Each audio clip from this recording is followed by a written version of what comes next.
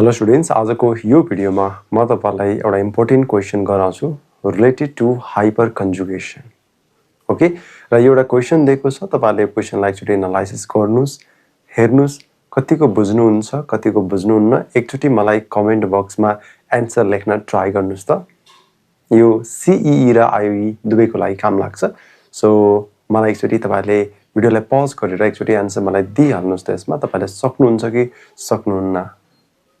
ठीक छ, भिडियोलाई पज है त। सक्नुभयो सबैले?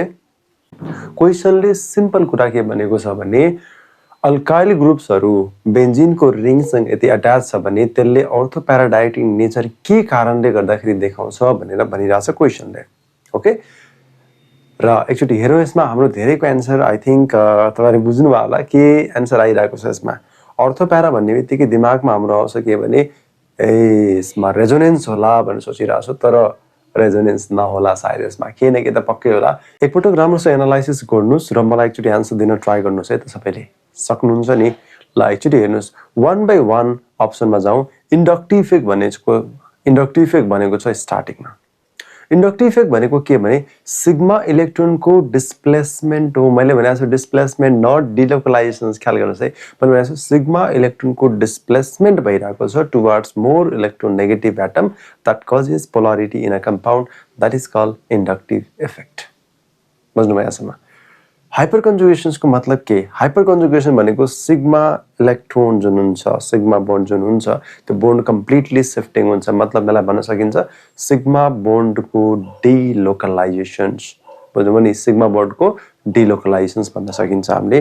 अर्को दिएको छ यसमा के भने अर्को दिएको छ रेजोनेन्स। रेजोनेन्स भनेको delocalisation of pi electron through the conjugated system, that is called not only pi electrons मात्रै हो त होइन, पाई इलेक्ट्रोन सँगसँगै लोन पेयर पनि जान सक्छ। बुझ्नुभयो नि? त्यसमा अनपेयर इलेक्ट्रोन पनि जान सक्छ। र त्यसमा हामीले के पनि गर्न सक्छौँ भने पोजिटिभमा पनि जान सक्छ। भनेपछि सबै कुराहरू के हुन्छ भने सबै कुरामा प्लस माइनस होस्। यसमा पेयर इलेक्ट्रोन अनपेयर इलेक्ट्रोन जुनसुकैमा पनि यदि कन्जुगेसन छ भने रेजोनेन्स पोसिबल हुन्छ। त्यो हामीले गर्यौँ। सो हामीले सिम्पली भन्दाखेरि पाई इलेक्ट्रोनको डिलोकलाइजेसन छ थ्रु द कन्जुगेटेड सिस्टम भनेर हामीले भन्छौँ, दैट इज कन्जुगेसन भनेर भन्छौँ। र एउटा अर्को दिएको छ यसमा के भने अर्को दिएको छ इलेक्ट्रोमेरिक इफेक्ट। इलेक्ट्रोमेरिक इफेक्ट भनेको टेम्पोररी इफेक्ट हो जुन चाहिँ रिएजेन्टको प्रेजेन्समा लाग्छ। रिएजेन्टको एब्सेन्समा यसलाई हामीले खासै अब्जर्भ गर्दैनौँ। ओके, बुझ्नुभयो त? अब एकचोटि ध्यान दिउँ यसमा। हामीले देखिरहेछौँ, हामीले बुझेको के छ भने यदि रेजोनेन्स हुनु छ भने हेर्नुहोस् है, रेजोनेन्स हुनु छ भने यहाँ CH3 अट्याच भएको छ। हामीले पढेको के छौँ भने कि रेजोनेन्स हुनको लागि या त हेर्नुहोस् है, रेजोनेन्स हुनको लागि यसरी मैले लेखेँ त यसमा रेजोनेन्स हुनको लागि हाम्रो के हुनुपर्छ भने रेजोनेन्स हुनको लागि हामीले सोचिरहेको छ यसमा के भने कुनै पनि फर्स्ट एटममा के हुनुपर्छ, या त लोन पेयर हुनु पर्यो, या त डबल बोन्ड हुनु पर्यो, या त पोजिटिभ चार्ज हुनु पर्यो, या त नेगेटिभ चार्ज हुनु पर्यो। मैले भनेको कुरा बुझ्नुभयो कि होइन? बेन्जिनको रिङसँग अट्याच भएको जुन फर्स्ट एटम दिएको छ, या त डबल बोन्ड हुनु पर्यो, या त पोजिटिभ चार्ज हुनु पर्यो, या त नेगेटिभ हुनु पर्यो, या त पेयर्ड इलेक्ट्रोन बस्नु पर्यो यसमा। यदि यस्तो कन्डिसन कतै तपाईले देखिराख्नु भएको छ भने त्यति बेला चाहिँ रेजोनेन्स होला यसमा। तर यहाँ यसो नोटिस गर्दाखेरि यहाँ त रेजोनेन्स नै देखिरहेको छैन हामीले। मतलब यसमा कन्जुगेसन हुने पोसिबिलिटी नै मैले देखिरहेको छैन यसमा। मतलब रेजोनेन्स यसमा हुँदैन। बुझ्नुभयो कि भने यसमा रेजोनेन्स हुँदैन, यसमा रेजोनेन्स हामी देख्दैनौँ। तपाईहरुको दिमागमा आइसकेको छ सर इन्डक्टिभ इफेक्ट त पक्कै होला यसमा। यहाँ CH3 यसले plus I electron plus I गर्छ, मतलब इलेक्ट्रोन सप्लाई गर्छ। इलेक्ट्रोन सप्लाई गरेपछि यो गएर यसरी घुम्छ। तर यो CH3 जुन देखिरहेछ यसमा इन्डक्टिभ इफेक्टको कारणले गर्दाखेरि यसमा एकदमै कम इलेक्ट्रोन सप्लाई गरिरहेको छ। मतलब इन्डक्टिभ इफेक्ट त्यति डोमिनेन्ट हुन पाउँदैन, त्यति स्ट्रङ हुन पाउँदैन कि ताकि गएर पाई इलेक्ट्रोनलाई नै घुमाइदियोस्। यस्तो खालको कन्डिसन्स यसमा हामीले अब्जर्भ गर्दैनौँ।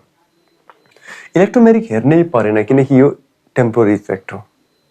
अब हामी जान्छौँ अर्कोमा हाइपर कन्जुगेशन्समा। हाइपर कन्जुगेशन्स भनेको के भने सिग्मा इलेक्ट्रोन्स अथवा सिग्मा बोन्डको डिलोकलाइजेसन्सलाई कम्प्लिटली के भन्छौँ, यसलाई भन्छौँ हामीले हाइपर कन्जुगेशन्स। र हाइपर कन्जुगेसन किन हुन्छ? किनकि त्यसमा कार्बन जुन देखिरहेको हुन्छ, कार्बनको p अर्बिटल जुन हुन्छ भ्याकेन्ट हुन्छ। या त हामीले जनरली के देख्छौँ भने यो अल्किनमा पनि पोसिबल भइरहेको हुन्छ।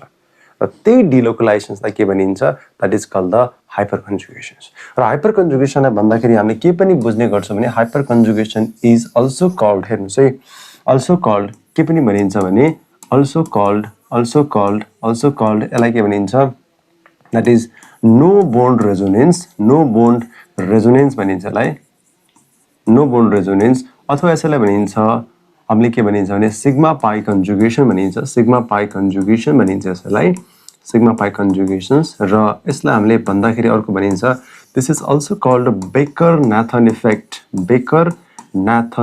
इफेक्ट पनि भनिन्छ बेकर नाथन इफेक्ट पनि भनिन्छ र अर्को यसलाई भन्दाखेरि एन्किमेरिक इफेक्ट पनि भनिन्छ र मैले यसलाई आफैले भन्दाखेरि एनजीपी पनि भन्छु that is called neighbouring group participation पनि मैले भन्छु यसलाई बुझ्नुभयो नि सो यसलाई हामीले राख्न सक्छौं यसलाई भनिन्छ हाइपरकन्जुगेसन अब म यसमा धेरै डिटेलमा जान्दिन तपाईलाई फेरि यो मैले सर्ट क्वेशन्सको लागि आन्सर मात्र दिन खोजिरहेको छु भनेको आन्सर कहाँ आउने पोसिबिलिटी देखिरहेको छ भने हाइपरकन्जुगेसनमा आउने पोसिबिलिटी देखिरहेको छ हामीले यसको आन्सर हाइपरकन्जुगेसन कति जनाको मिल्यो एकचोटी हेर्नु होला यसमा तर कसरी हाइपरकन्जुगेसन भइरहेछ मैले देखाउँछु तपाईहरुलाई बुझ्नुभयो नि हाइपरकन्जुगेसन हुनको लागि हामीले यसमा हेरिरहेछौं हामीलाई चाहिन्छ के भने अल्फा कार्बन जुन हुन्छ नि अल्फा कार्बनको हाइब्रिडाइजेसन हुनुपर्छ sp3 अल्फा कार्बनमा के हुनुपर्छ अल्फा कार्बन should contain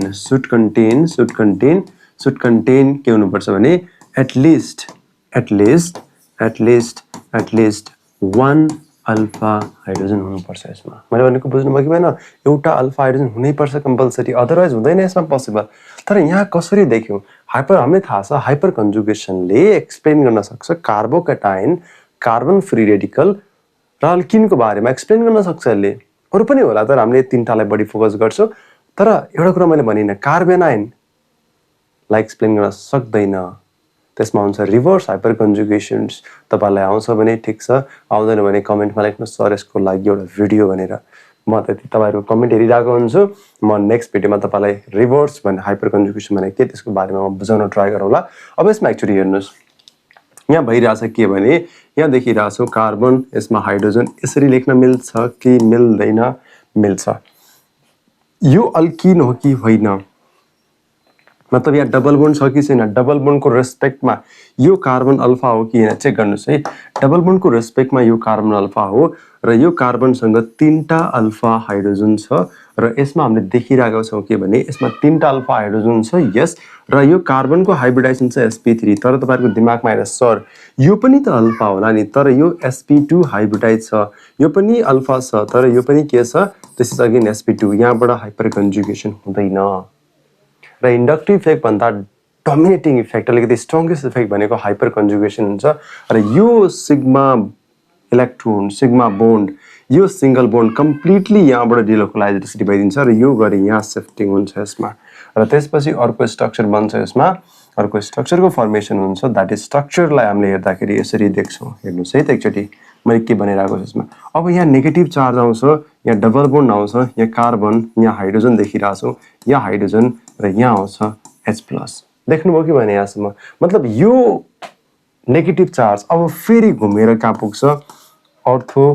पुग्यो अब प्यारा पोजिसनमा पुग्छ यहाँसम्म बुझ्नु भयो त भनेपछि अब यसमा हेर्दै जाँदाखेरि हामीले के देख्यौ भने अब यहाँ हेर्नुस् त अर्थो र प्यारा पोजिसन्समा नेगेटिभ चार्ज डेन्सिटी बढाइदिरहेको छ र इन्कमिङ इलेक्ट्रोफाइल आएर कहाँ जोडिन्छ अर्थो र प्यारा पोजिसनमा जोडिन्छ त्यसैले यसलाई के भनिन्छ अर्थो प्यारा डाइरेक्टिङ भनिन्छ बट रेजोनेन्सको कारणले भएको त होइन के कारणले गर्दाखेरि भइरहेछ हाइपर वाला कन्जुगेसनको कारणले यसमा के भइरहेको छ अर्थो प्यारा डाइरेक्टिङ नेचर देखाइरहेको छ र बुझ्नु भयो यसमा बुझ्नुभयो नि एउटा फर्मुला तपाईलाई चाहिन्छ यसमा तपाईलाई के थाहा हुनुपर्छ भने number of alpha hydrogen is directly proportional to hyperconjugating structure is directly proportional to stability यो कुरा थाहा हुनुपर्छ हामी सबैजनालाई बुझ्नुभयो नि जति धेरै अल्फा हाइड्रोजन त्यति नै हाइपरकन्जुगेटिङ स्ट्रक्चर तर क्वेशनले कुनै कुनै बेला सोधिन्छ टोटल कन्ट्रिब्युटिङ स्ट्रक्चर कति छ भनेर सोध्यो भने अल्फा हाइड्रोजन +1 गर्छ हामीले टोटल कन्ट्रिब्युटिङ स्ट्रक्चरको लागि